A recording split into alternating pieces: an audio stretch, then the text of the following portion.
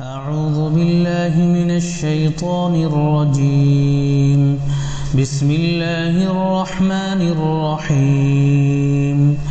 الرحمن علم القرآن خلق الإنسان علمه البيان. الشمس والقمر بحسبان والنجم والشجر يسجدان والسماء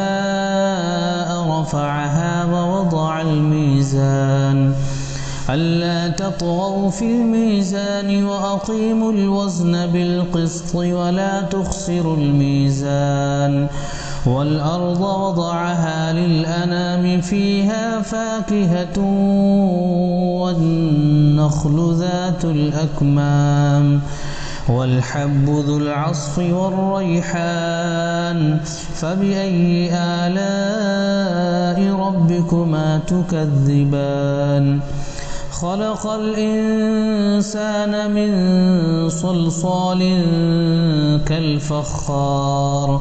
وخلق الجان من مارج من نار فبأي آلاء ربكما تكذبان رب المشرقين ورب المغربين فبأي آلاء ربكما تكذبان مرج البحرين يلتقيان بينهما برزخ لا يبغيان فبأي آلاء ربكما تكذبان يخرج منهما اللؤلؤ والمرجان فبأي آلاء ربكما تكذبان وله الجوار المنشآت في البحر كالأعلام فبأي آلاء ربكما تكذبان كل من عليها فان ويبقى وجه ربك ذو الجلال والإكرام فبأي آلاء ربكما تكذبان يسأله من في السماوات والأرض كل يوم هو في شأن فبأي آلاء ربكما تكذبان سنفرغ لكم أيها الثقلان فبأي آلاء ربكما تكذبان يا معشر الجن والإنس إن استطعتم أن تنفذوا من أقطار السماوات والأرض فانفذوا لا تنفذون إلا بسلطان فبأي آلاء ربكما تكذبان يرسل عليكما شواظ من نار ونحاس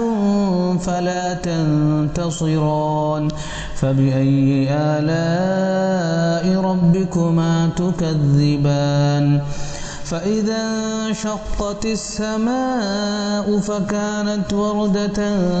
كالدهان فبأي آلاء ربكما تكذبان فيومئذ لا يسأل عن ذنبه إنس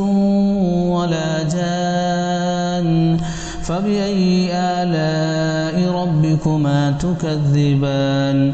يعرف المجرمون بسيماهم فيؤخذ بالنواصي والأقدام فبأي آلاء ربكما تكذبان هذه جهنم التي يكذب بها المجرمون يطوفون بينها وبين حميم آن فبأي آلاء ربكما تكذبان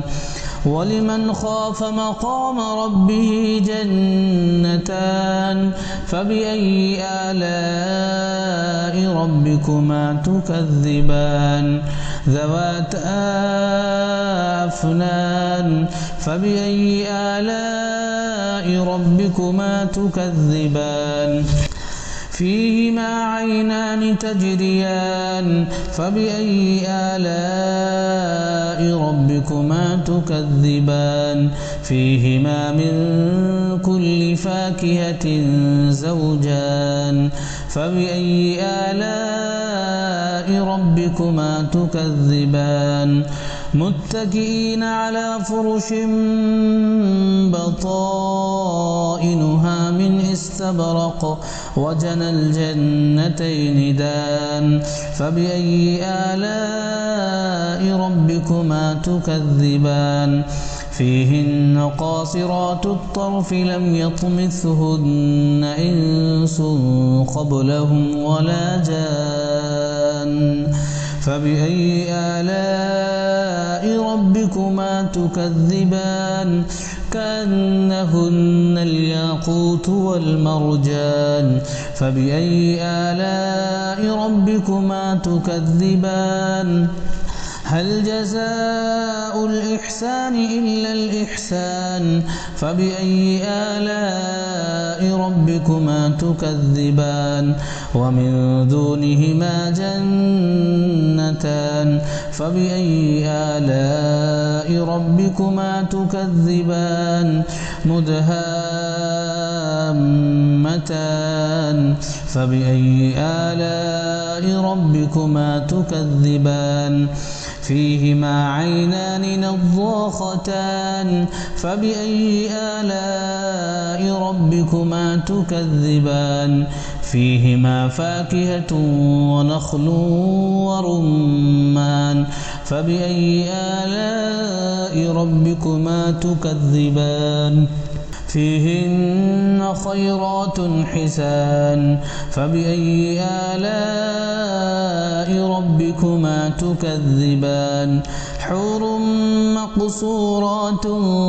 في الخيام فبأي آلاء ربكما تكذبان لم يطمثهن إنس قبلهم ولا جان فبأي آلاء ربكما تكذبان متكئين على رفرف خضر وعبقري حسان فبأي آلاء ربكما تكذبان تبارك اسم ربك ذي الجلال والإكرام صدق الله العظيم.